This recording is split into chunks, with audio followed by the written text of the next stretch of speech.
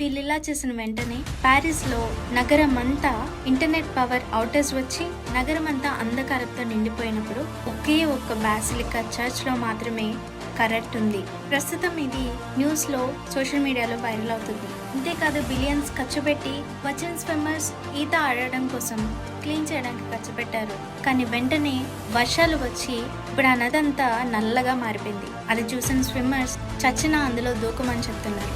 గర్వానికి పోయిన ఫ్రాన్స్ ఇప్పుడు తలదించుకునే పరిస్థితి.